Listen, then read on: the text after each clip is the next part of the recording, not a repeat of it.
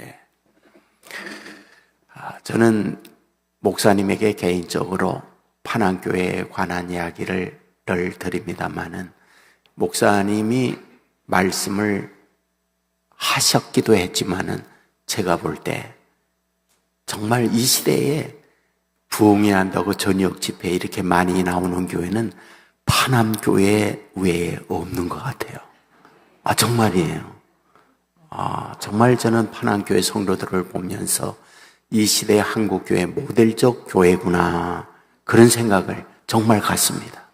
이 좋은 교회의 신앙생활 하는 여러분들 가슴을 펴고 자부심을 가져도 정말 됩니다. 예. 미국에 잘 사는 주 가운데 하나가 텍사스예요. 텍사스가 왜 잘 사느냐? 두 가지입니다. 거대한 목장이 있어요. 두 번째는 유전이 있어요. 기름이 나와요.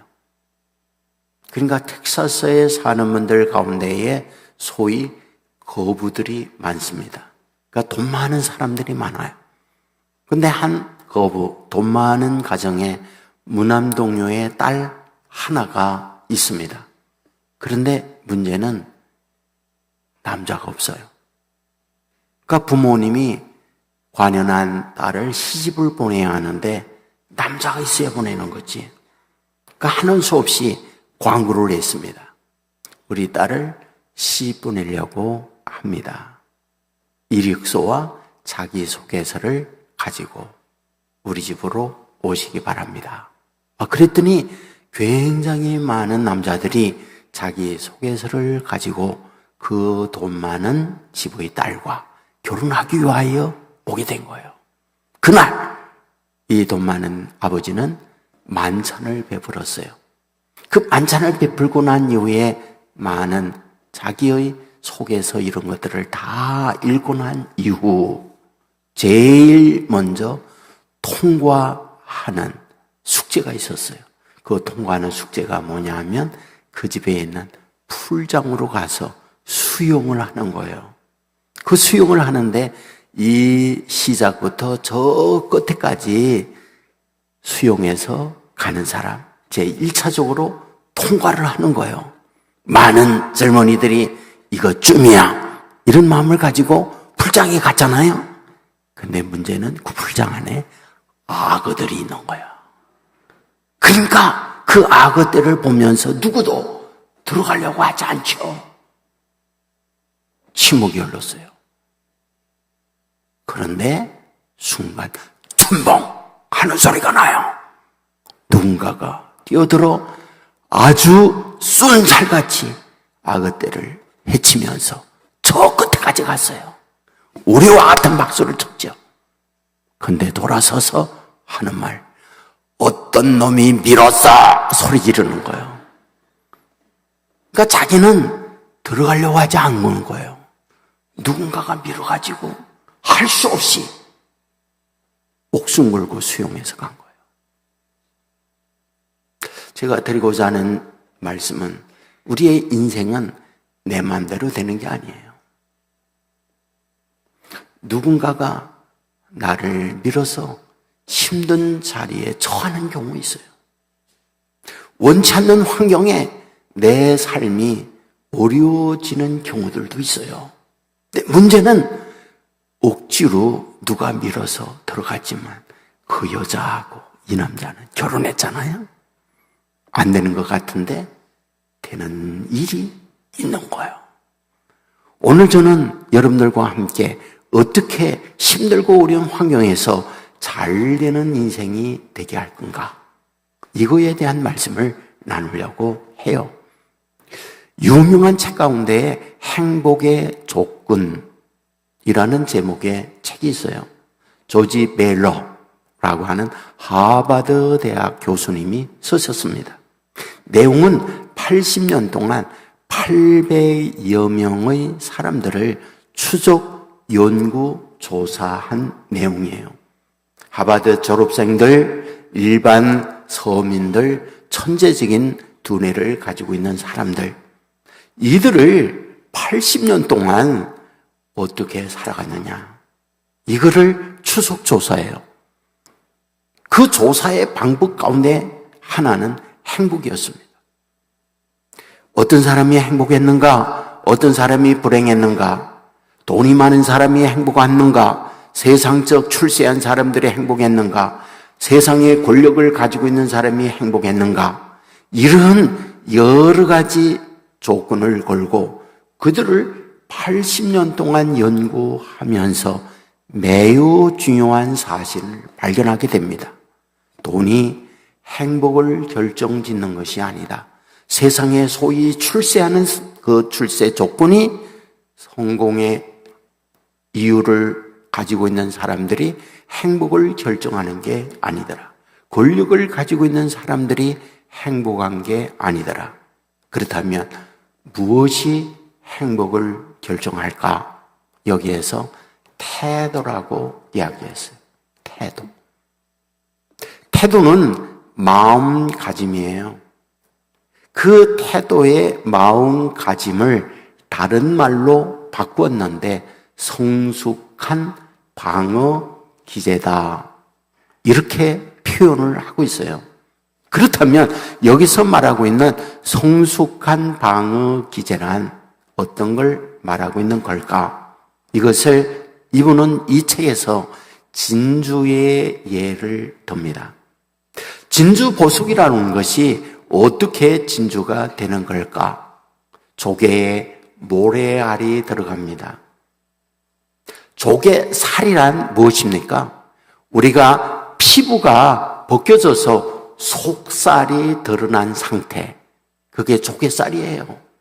그 조개살에 모래가 들어간다는 말은 송곳으로 자기의 몸을 찌르는 것 같은 고통을 겪는 것, 그것이 조개에 모래알이 들어왔을 때 당하는 고통이에요. 얼마나 비통합니까? 얼마나 아픕니까? 얼마나 쓰라립니까? 그런데 그 모래와 이 조개가 싸우잖아요. 그런데 그 싸움에서 지면은 조개는 죽어요. 그런데 그 모래 아래 자기의 눈물로 그 모래를 감싸고 또 감싸게 될 때에 그 모래는 진주가 되더라는 거예요. 그러니까 인생사에 원치 않아야 하는 내 몸에 모래알이 들어왔을 때 그 모래알에 대하여 내가 어떤 태도로 그 모래알을 만나고 처리하느냐, 이것을 성숙한 방어 기제다, 이렇게 표현을 했어요. 여러분, 성숙한 방어 기제를 갖는데 매우 중요한 부분이 무엇이냐? 곧 자아 정체성이라고 얘기를 했어요. 그러니까 내가 누구냐에 따라서 어떤 문제를 처리하는 능력이 결정되고 있더라, 그런 얘기죠. 사실 바울이 에베소 교회에 편지를 하면서 여러 가지 말을 하고 있죠. 그런데 가장 바울이 에베소 교회의 편지 내용 중에 말하려고 하는 게 뭐냐? 에베소 교회 여러분이 누군지 아십니까? 그 정체성에 관한 문제를 말하고 싶어서 에베소 교회에 편지를 보내고 있구나 라는 걸 알게 됩니다. 여러분, 성경에 에베소라고 하는 것이 처음 등장하고 있는 곳이 어디일까요? 사도행전 18장 19장이에요. 그러니까 바울이 순회 전도를 하고 있을 때 에베소에 가서 복음을 전함으로 성경에 에베소라고 하는 곳이 등장을 하게 됩니다.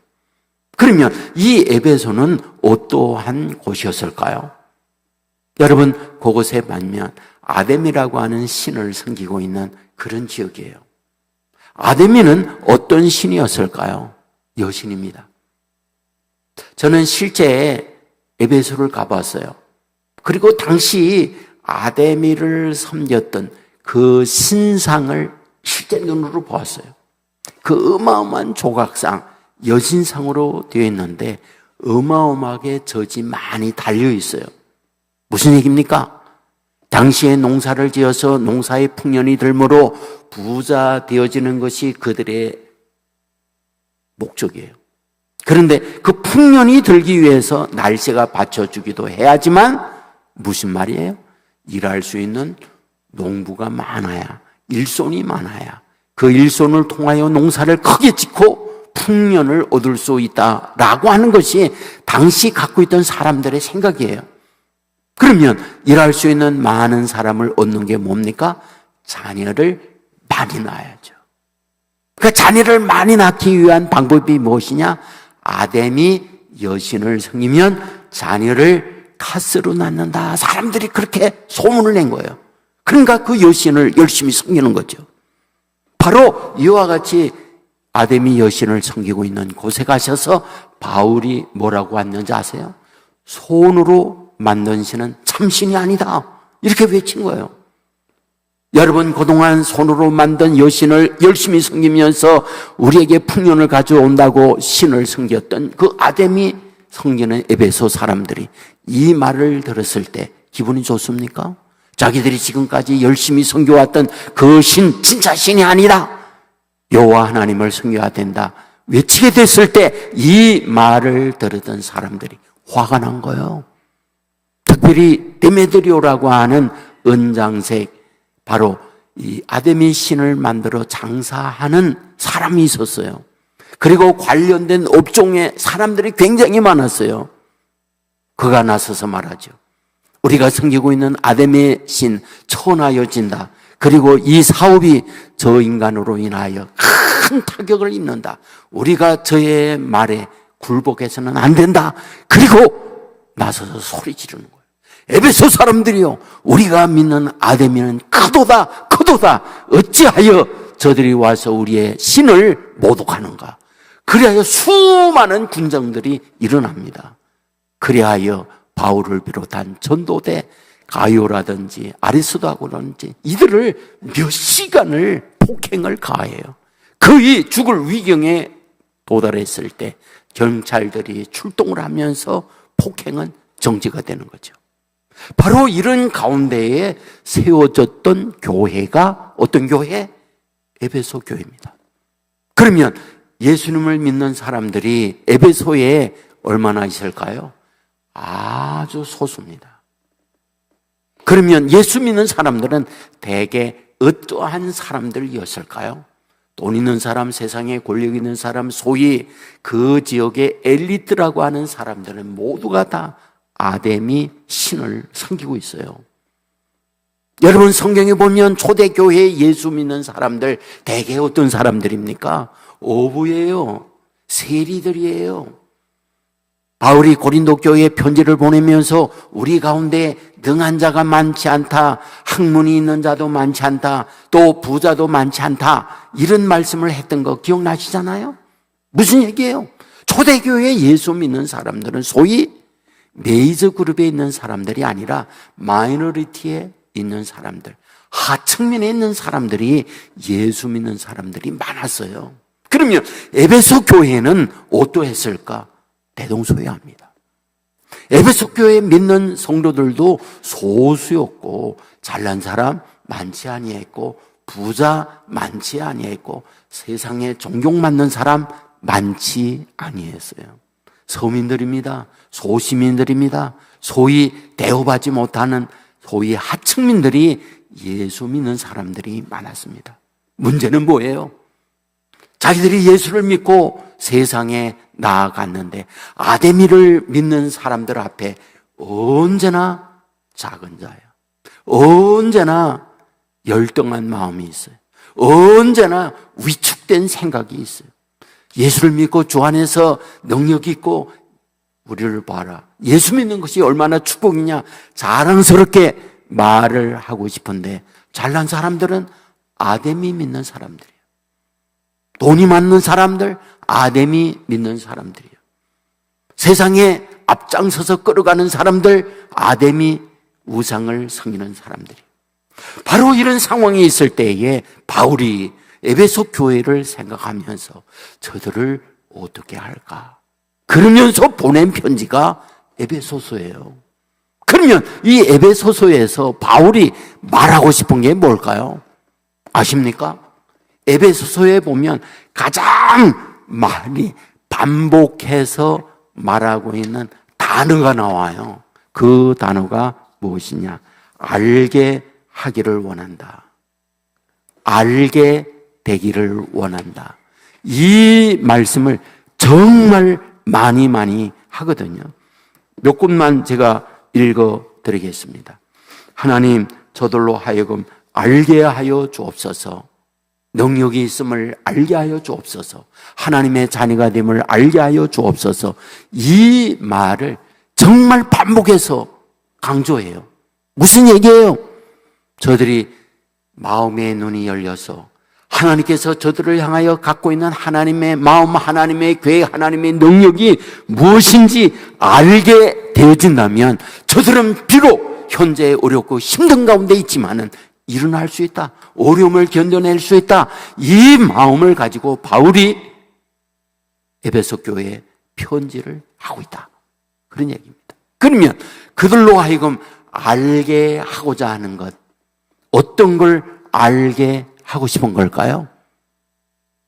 여러분들 보면 정말 알게 하고 싶은 게 많아 있어요. 우리 1장 4절에 보면 창세전에 그리스도 안에서 택함 받은 걸 알게 해 주십시오. 1장 5절에 보면 자기들이 하나님의 아들 되게 한 걸 알게 해 주십시오. 1장 13절에 보면 성령의 인침을 받았다는 걸 저들로 알게 해 주십시오. 2장 1절에 보면 허물과 죄로 죽었던 자들이 살림을 받았다는 걸 알게 해 주십시오. 2장 6절에 보면 그리스도와 함께 하늘에 앉는 자가 되었다는 걸 알게 해 주십시오. 2장 10절에 보면 하나님이 특별히 만든 바 된 하나님이 손수 창조된 존재인 걸 알게 해 주십시오. 2장 19절에 보면 저들이 하나님의 시면권자인 것을 알게 해 주십시오. 이거를 계속 얘기해요. 왜 이와 같이 바울은 에베소 교회에 편지를 보내면서 성도들에게 알게 해달라 이거를 강조하는 걸까요? 사실 비록 현재 처하여 있는 아데미를 섬기고 있는 그들과 비교해 볼 때 세상적으로 약한 부분 많아요. 돈도 없어요. 사회적 지위도 없어요. 잘난 것도 없어요. 하지만 하나님께서 그들을 향하여 갖고 있는 하나님의 놀라운 비밀을 눈이 열려 알게 되어진다면 그들은 날개를 단 독수리와 같이 비상하는 사람들이 될 수 있다.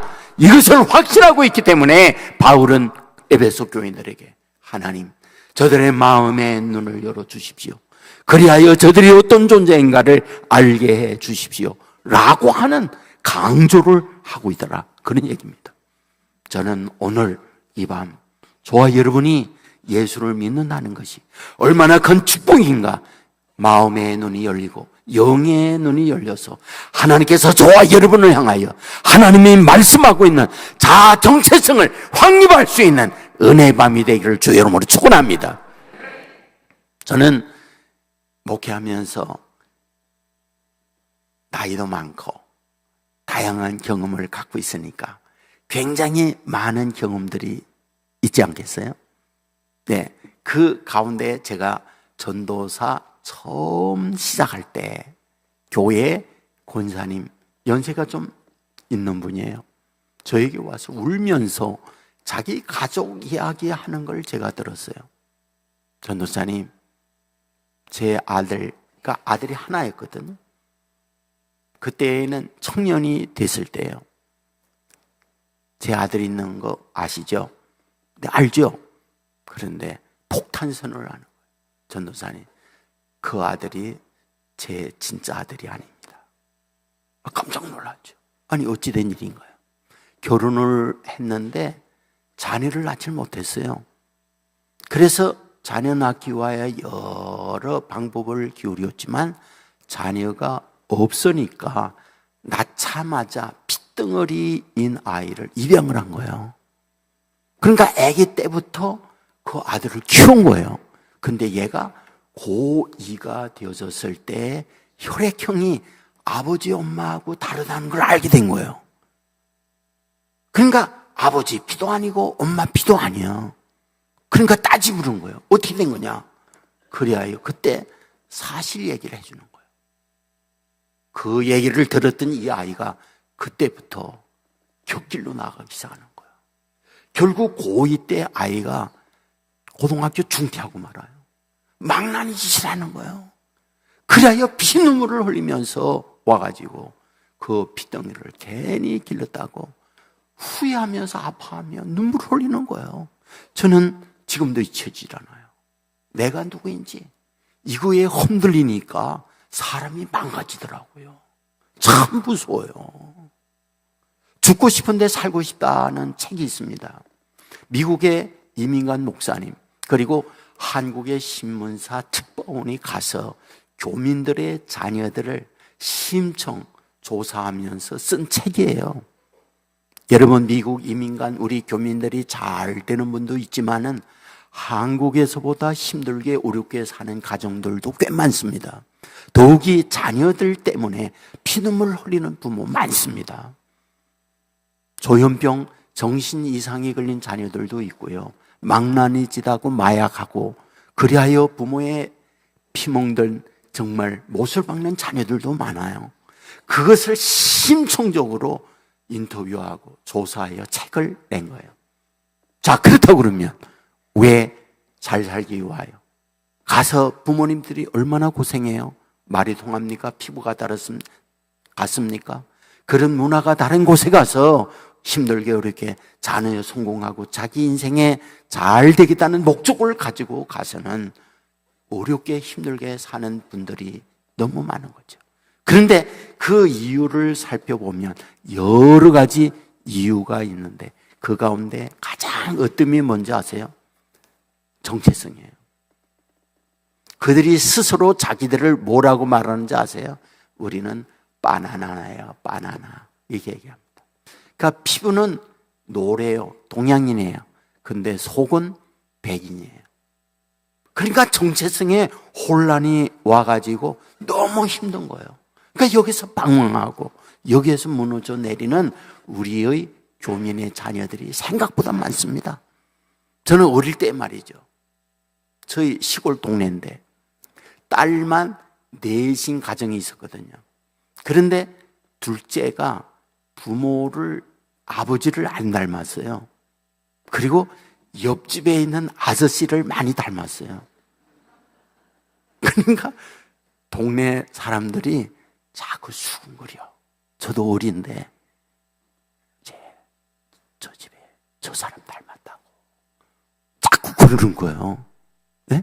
근데 제가 그 얘기를 듣고 옆집에 아저씨하고 걔 보니까 또 닮은 거야.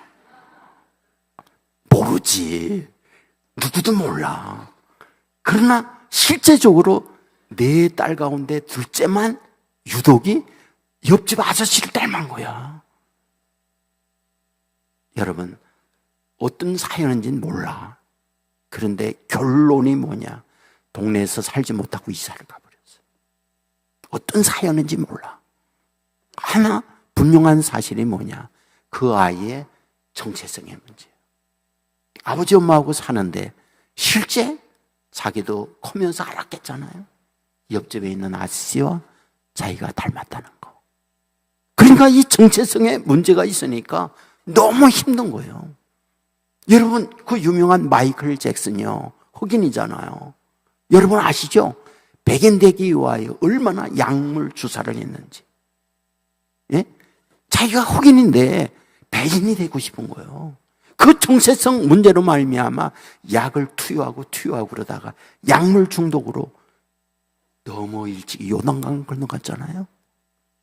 정말 이 정체성의 문제라고 하는 건 너무너무 중요합니다. 성경을 보세요.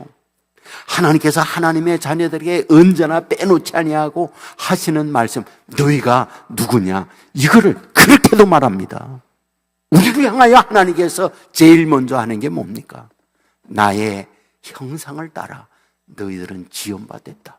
제일 먼저 우리를 향하여 하나님의 형상을 따라 지음받은 존재라고 우리의 정체성에 관하여 단호하게 성경 출발을 하면서 말씀하고 있는 게 보잖아요. 여러분, 출애굽하는 이스라엘 백성들에게 하나님께서 주시는 말씀이 뭐예요?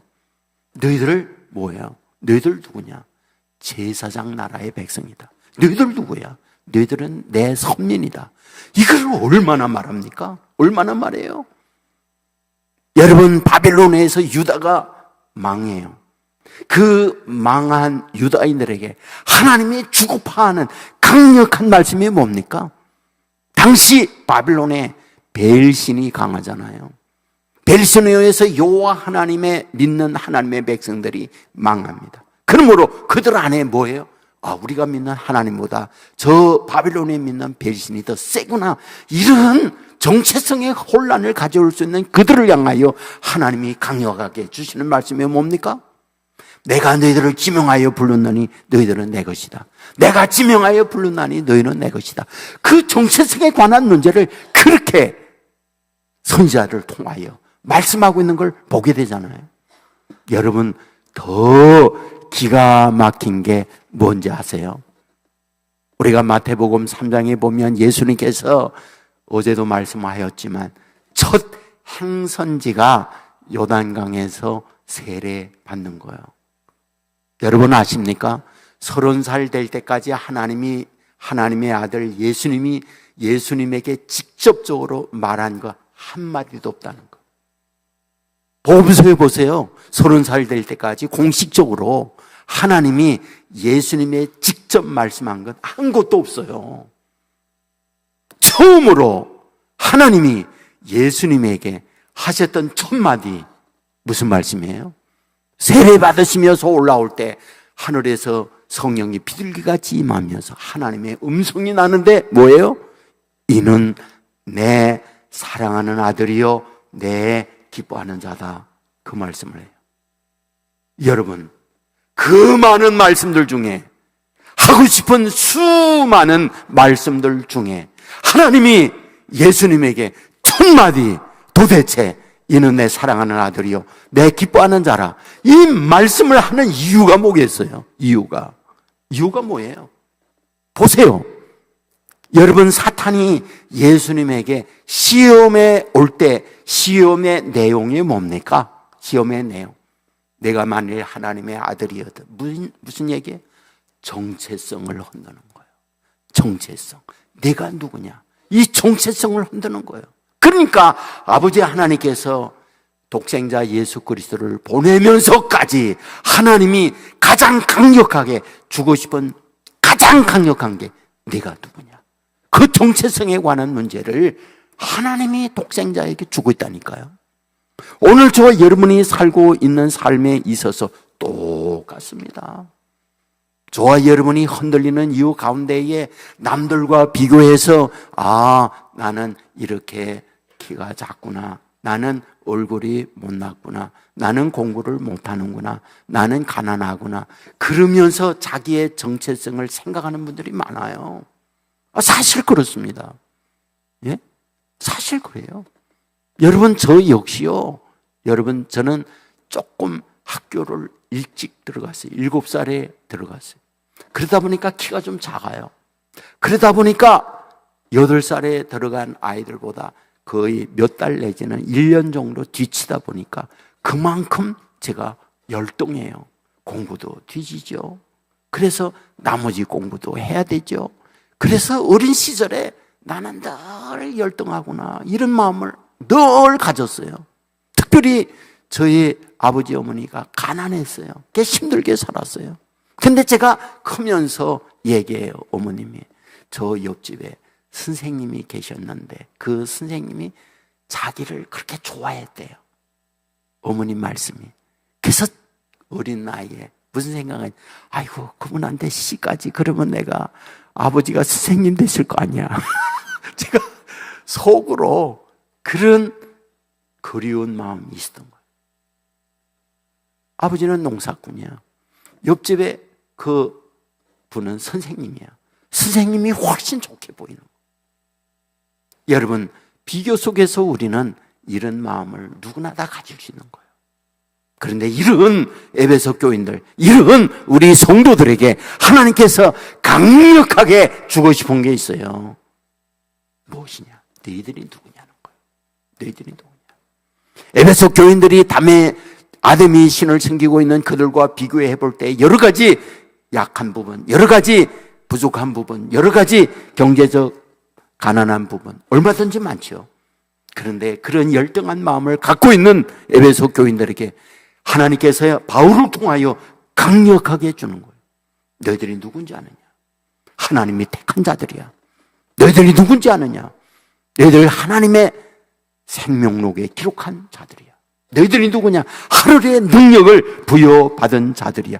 이것을 강력하게 주고파는 것, 이것이 하나님께서 그들을 향하여 갖고 있는 하나님의 마음이었다는 거예요. 여러분, 우리가 잘 알고 있는 철로 역정 있잖아요. 저는 우리 목사님과 함께 영국에 있을 때에 안식년으로 갔기 때문에 영국에 6개월 동안 있으면서 주로 구경을 많이 다녔어요. 여행을 많이 다니는 거죠. 그러니까 영국 곳곳에 우리가 청교들이 떠났던 프리마우스, 메이플라워를 타고 미국으로 청교도들이 떠났잖아요. 그 배트에도 가보고, 또한 에딘바라에도 가보고, 뭐 스코틀랜드에 가보고, 곳곳에 많이 다녔어요. 그 가운데 하나가 존 버년의 고향 베드포드라고 하는 곳에 한 두어서너 번 갔었어요. 그리고 존 버년이 활동했던 활동 범위, 교회, 그리고 감옥에 갇혀있던 감옥, 이런 데를 쭉 다 다니면서 보았어요.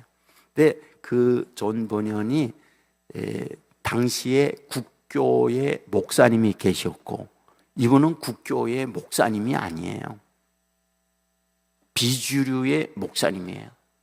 그러니까 그를 감옥에다가 12년 동안을 집어넣어요. 그 12년 동안 감옥 생활을 하면서 쓴 책이 그 유명한 철로역정이었어요. 그 철로역정이 핵심이 뭡니까? 주인공이 크리스찬이잖아요. 그 크리스찬이 장망성을 떠나서 천국까지 가는 모든 스토리를 소설로 써놓은 거죠. 그런데 소망이라고 하는 친구와 함께 여행을 가다가 절망의 성에 들어갑니다. 그 절망의 성에 들어갈 때 절망의 거인이 그를 잡아서 매질을 해요. 감옥에 집어넣어요. 피투성이가 돼요.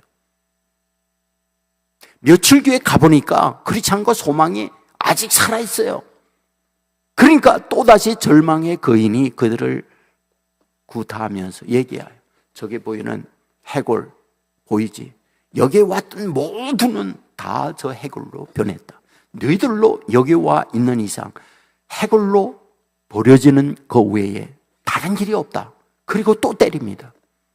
그리하여 그들은 공포에 질려 이제는 죽음 외에 아무것도 없구나, 그런 상황에 그 밤 눈을 감고 하나님, 그런데 번개같이 스진하는 게 있어요. 뭐냐면 열쇠가 있는 거예요. 그리하여 그 열쇠를 감옥문에 댔더니 철렁하고 열리는 거예요. 그리하여 그들은 벗어났어요. 그런데 그 열쇠가 어떤 열쇠냐? 하나님이 너와 함께 한다는 임마누엘의 열쇠였어요. 그 하나님이 함께 한다는 임마누엘 열쇠, 비록 절망의 성에 있지만 하나님이 여기에 있다라고 하는 그 마음을 가지고 그 말씀의 열쇠를 댔더니 열려지는 거예요. 곧 내가 비록 고통 가운데 있지만 하나님이 나와 함께 한다는 그 정체성의 열쇠를 댔더니 이런 역사가 일어나고 있다는 걸 보여주고 있는 내용이었거든요. 오늘 하나님의 백성, 저와 여러분이 살 때에 말씀이 나와 함께하고 정체성에 대한 분명한 열쇠를 가지고 가면 고난의 문이, 절망의 문이 열려진다는 사실 믿으시기를 주의 이름으로 축원합니다. 홍익희라고 하는 분이 계세요. 많은 분이 알 거예요. 유튜브 활동을 하는 분이기 때문에 그렇죠. 이분은 코트라에서 한 20년 근무를 하셨고, 그 이후에 세종대학에서 교수님을 하시다가 지금은 유튜버가 돼서 경제 관련, 주식에 관련 이런 강의를 하시는 그런 분이에요. 이분이 쓴 책 가운데 유대인 이야기라고 하는 게 있어요. 이분이 코토라에 근무를 하면서 세계 곳곳을 많이 다닙니다. 그런데 놀라운 사실을 발견해요. 자기가 발령 나서 가는 곳곳마다 남미든 북미든 유럽이든 어디에든 가서 보면 유태인들이 있고, 그 유태인들은 경제력이나 사회 지도층이나 다 다 유태인들이 차지하고 있는 거예요. 신기해요. 너무 신기한 거예요. 저 역시 러시아에 몇 차례 갔었거든요. 근데 러시아에 가서 제가 실제 안내를 받으며 들은 얘기가, 러시아에 있는 유태인들이 러시아의 중심부에 들어가서 러시아를 끌어가고 있는 지도자들이 러시아에도 있어요. 그러니까 미국만 유태인들이 앞서 있는 게 아니라 세계 곳곳에 유태인들은 다 경제력이나 또는 문화나 학문이나 앞서가는 지도자들이 되어 있어요. 이것을 홍익희라고 하는 분이 세계를 다니면서 보고 난 이후에 깜짝 놀란 거예요. 10년 동안 유태인의 자료를 모았어요. 그리고 써놓은 책이 유대인 이야기예요. 여기에서 경제적 측면에서 다루고 있는데 뭘 다루느냐? 성경에 있는 걸 그대로 다뤄요. 알잖아요. 출애굽할 때 금은보화를 가지고 나오죠. 에스라 1장에 보면은 유대인들이 바벨론에서 포로 귀환으로 나오죠. 그런데 그때 보면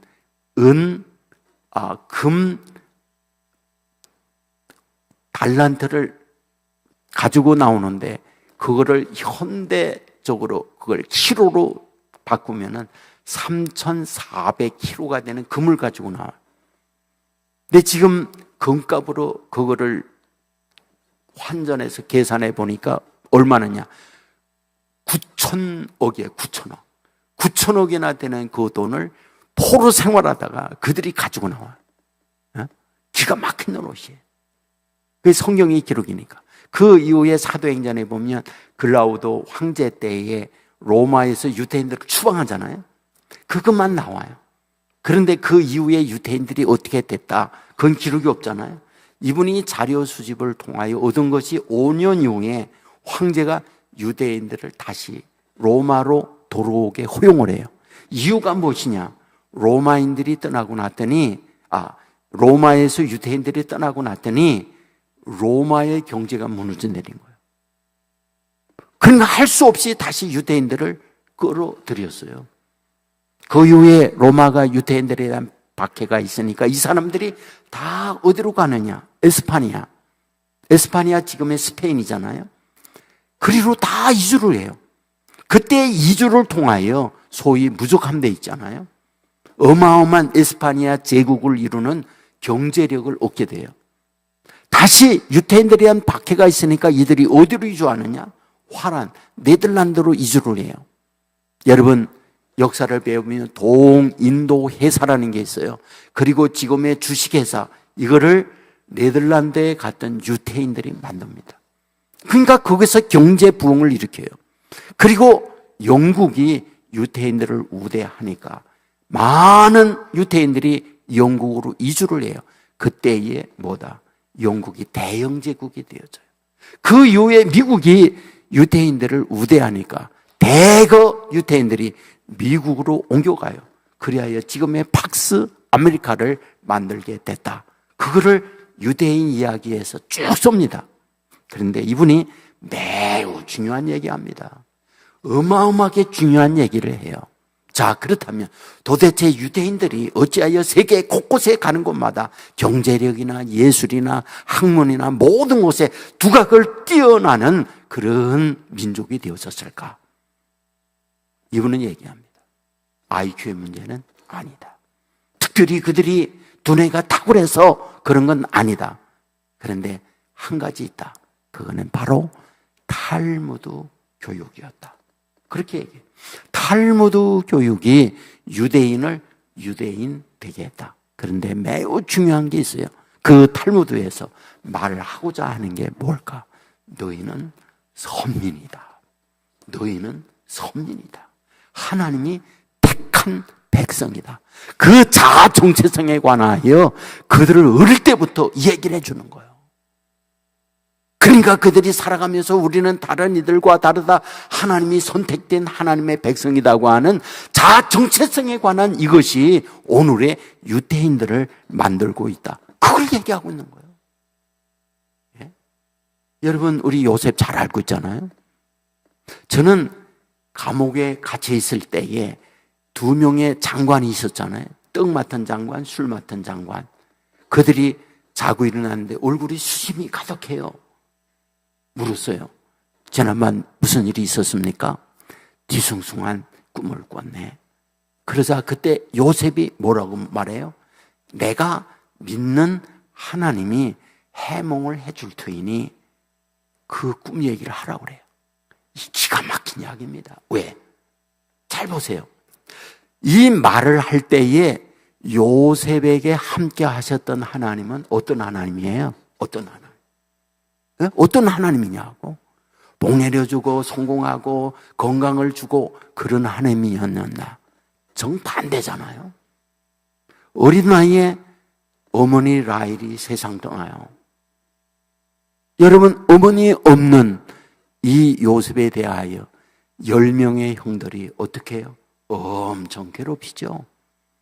그 괴롭힘의 극도에 이른 때가 언제? 17살 때. 노예로 팔아먹었어요. 노예 생활을 해요. 여러분, 그리고 난 이후에 보디발의 아내가 성적 유혹을 할 때에 하나님이 보고 있다. 이런 죄 지을 수 없다. 그래서 성미수범으로 해서 감옥에 갇히잖아요. 자, 지금 이런 상황에 감옥에 갇혀 있어요. 여러분, 요셉에게 하나님이 해준 게 뭡니까? 자기 어머님 일찍 데려가.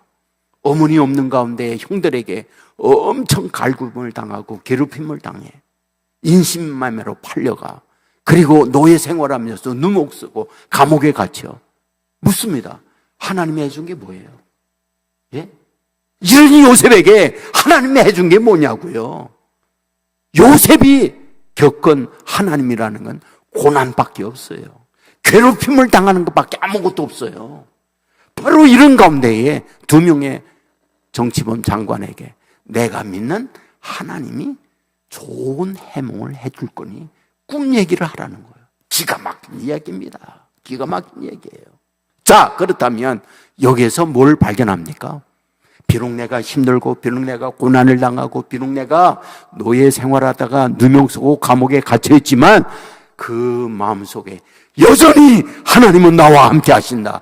여전히 하나님은 나의 하나님이다. 이런 정체성에 관한 흔들림이 없이 갖고 있던 거예요. 바로 이런 요셉을 하나님은 외면하지 않는 거예요. 하나님의 때에 하나님이 일하셔서 30살이 될 그때 총리로 삼잖아요. 문제가 뭡니까? 내가 누구냐는 거예요. 내가. 이게 그의 인생을 결정짓는 요소가 된다는 걸 우리에게 말씀하고 있는 걸 보게 되잖아요. 여러분, 다니엘 보세요. 나라가 망했어요. 그리하여 포로로 끌려갑니다. 여러분, 바빌론에 믿는 신, 앞에서 말했죠. 벨신을 믿어요. 무슨 말입니까? 여호와 하나님을 믿는 유다인이 벨신을 믿는 바빌론에서 망했다. 그걸 얘기하는 거잖아요. 여러분, 당시 바빌론으로 끌려갔던 많은 유다인들 다 어떻게 해요? 창씨개명을 시켰어요. 창씨개명. 우리가 일제히에 36년 동안 이름을 일본 이름으로 다 바꾸어 창씨개명을 했잖아요.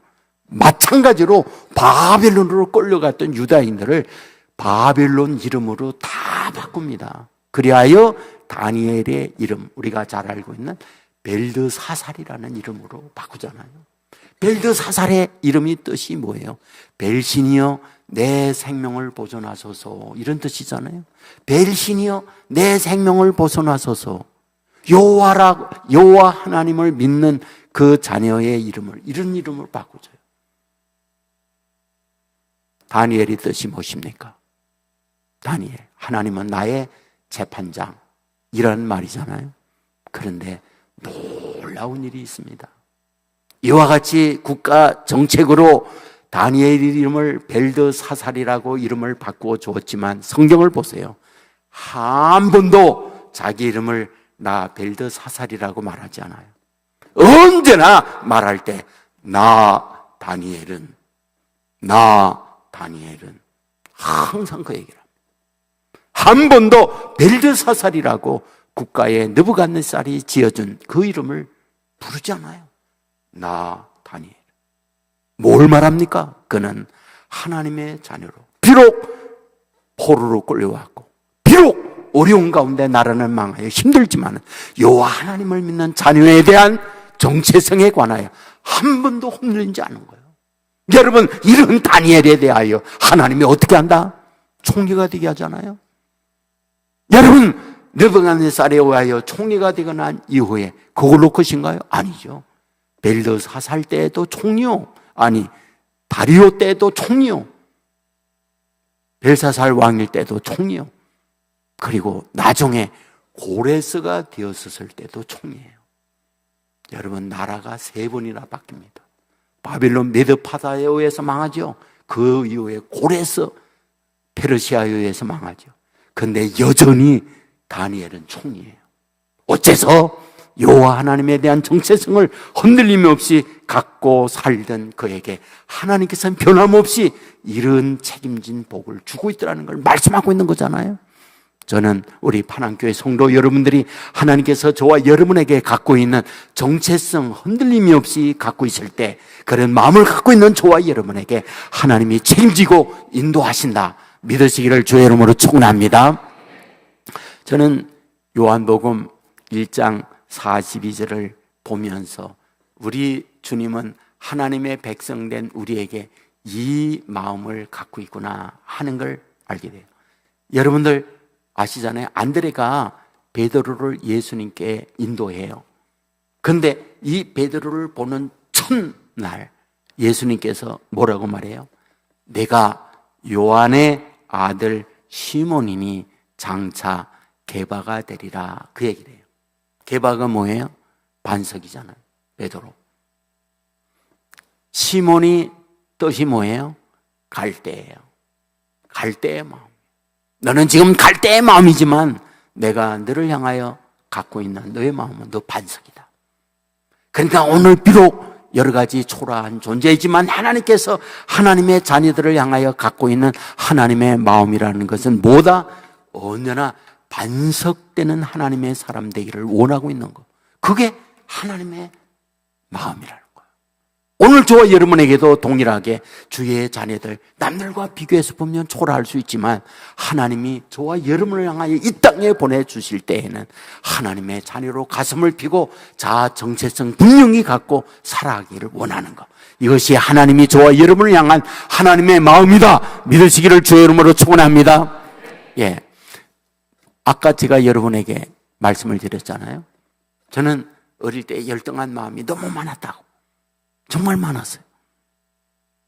그런데 중학교 졸업하고 일찍이 섬에서, 시골에서 육지로 유학을 나왔어요. 그 자취를 했어요. 그 자취를 할 때에 다녔던 교회가 개척교회예요. 그 개척교회의 담임 목사님이 누구였느냐? 신학교 졸업하고 강로사고시 합격이 되고 난 이후에 강로사 일대에 개척을 한 거예요. 교인이 몇 명 안 되죠. 제가 그 교회를 다닌 거예요. 그러니까 몇 명 안 되니까 강로사님께서 학생 몇 명을 데리고 성경 공부를 시켰어요. 성경 공부를 시킬 때 제일 먼저 그 강로사님께서 가르쳐 주온 것이 무엇이냐? 예수를 믿는다는 게 뭐냐? 그거를 제일 먼저 가르쳐 줬어요. 예수를 믿는다라는 말은 성경이 우리들에게 말씀한 걸 받아들이는 것이다. 성경이 말씀하는 게 뭐냐? 모든 인간은 죄인이다. 그 죄의 결과는 사망이다. 그 사망의 저주에서 우리를 구원하기 위하여 하나님 자신이 오셨다. 그분이 예수님이시다. 그 예수님이 나의 저주, 죄의 형벌을 대신 짊어지고 십자가에 못 박혀 돌아가셨다. 그 사실을 성경이 기록되어 있기 때문에 받아들이는 것, 그걸 인정하고 내가 내 안에 받아들이는 것, 그거를 믿음이라고 한다. 그 믿음을 가진 사람에게 뭐다? 구원이라고 하는 걸 준다. 이거를 배웠어요. 그런데 놀라운 사실이 뭔지 아세요? 아무나 믿는 게 아니라는 거예요. 이와 같이 말씀을 들었지만 믿는 거는 누구나 다 예수님을 받아들이는 게 아니라는 거예요. 그러면 누가 믿느냐? 매우 중요한 얘기하는 거예요. 선택된 자만 믿는다는 거예요. 제가 믿는다고 하니까 강도사님이 얘기해요. 용태가 학생이었으니까 너는 하나님이 선택된 아들이야. 그 얘기를 하는 거예요. 저는 그때 그 말씀이 잊혀지지 않는 거예요. 하나님이 나를 선택해 줬구나. 아, 하나님이 나를 하나님의 아들로 삼아 주셨구나.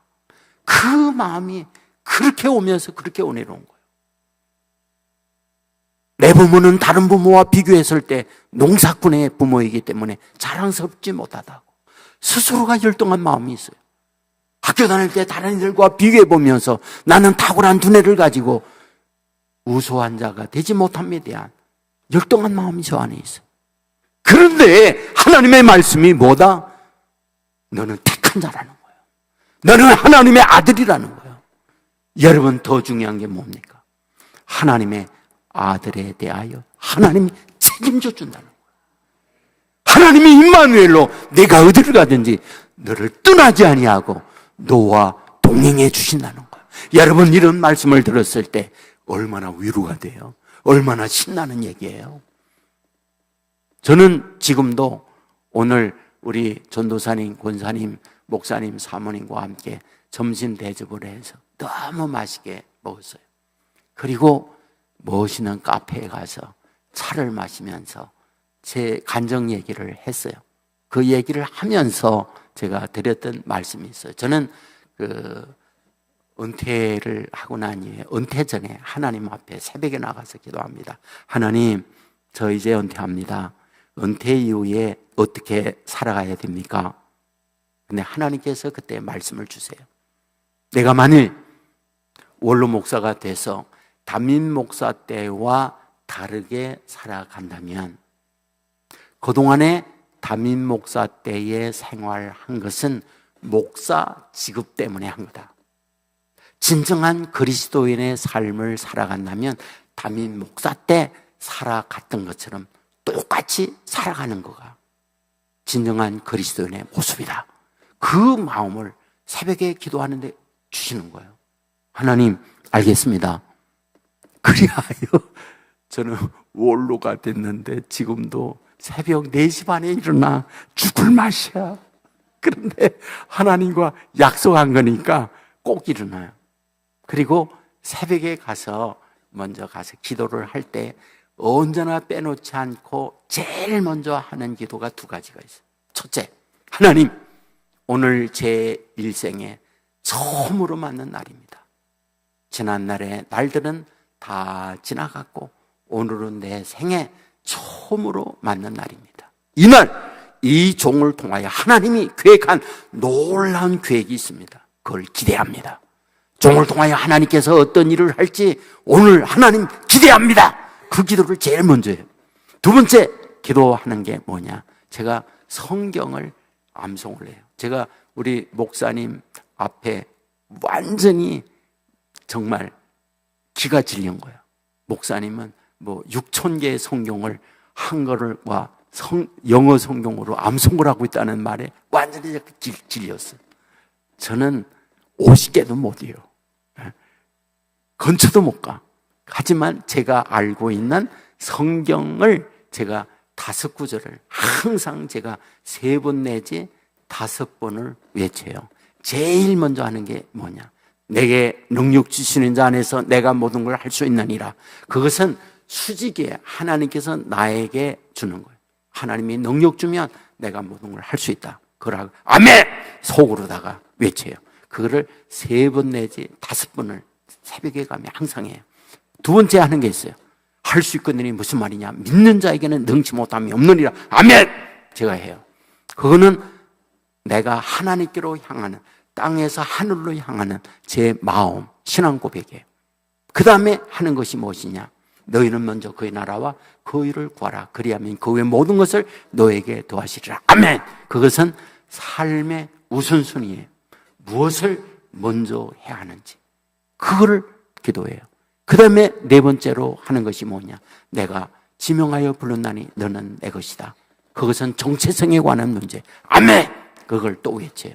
그거를 3번 내지 5번 해요. 그 다음에 마지막 하는 것이 내가 너를 버리지 아니하며 내가 너와 함께함이니라. 이 말씀을 해요. 아멘 합니다.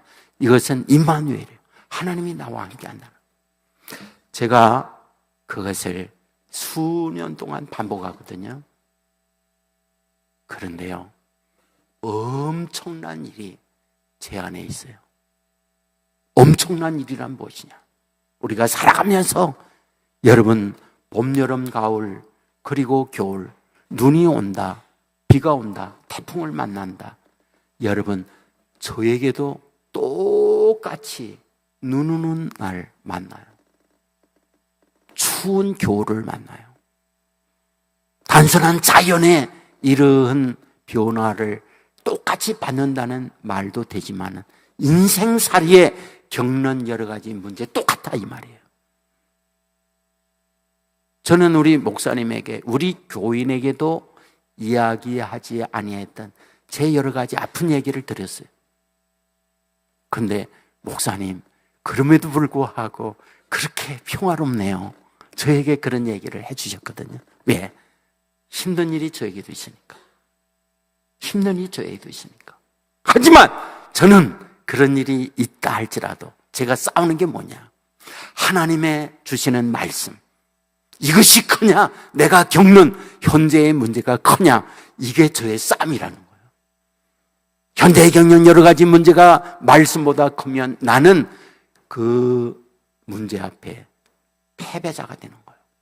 그러나 말씀이 강하여지면은 현재에 겪는 문제 딛고 일어나 디딤돌이 되어서 날개를 다는 사람이 될 수 있거든요. 여러분, 하나님의 자녀들에게 하나님께서 주시고자 하는 게 뭡니까? 말씀이에요. 하나님의 말씀을 통하여 내가 누구냐, 정체성에 관한 문제를 우리에게 분명히 하고 있다는 사실 믿으시기를 주의 이름으로 축원합니다. 남들이 말하는데 내 스스로가 비교 속에서 생각하는 나의 모습이 아니라 하나님께서 저와 여러분에게 주시는 말씀을 아멘으로 받으시기 바랍니다. 그리고 그 말씀을 굳게 믿게 되어지면 비교 속에서 약할 수 있어요. 작을 수 있어요. 열동할 수 있어요. 그러나 말씀이 능력이 돼요. 그 모든 것들을 딛고 일어나서 날개를 달고 하늘을 나는 하나님의 백성으로 삼아주신다. 믿으시기를 주의 이름으로 축원합니다. 하나님은 말씀을 통하여 하나님의 자녀로 하여금 말씀대로 되어지는 축복된 자녀가 되기를 원하는 것, 지금도 여전히 변함없는 하나님의 백성을 향한 하나님의 심정이요 하나님의 마음이라는 것 믿으시기를 주의 이름으로 축원합니다. 이번 파랑교회 성도 여러분들이 이후에 말씀이 저와 여러분을 끌어감으로 말미암아 말씀대로 인생을 복되게 이루어가는 하나님의 백성들 되기를 주의 이름으로 축원합니다. 축원합니다. 우리 모두 자리에 일어나서 같이 찬양하겠습니다.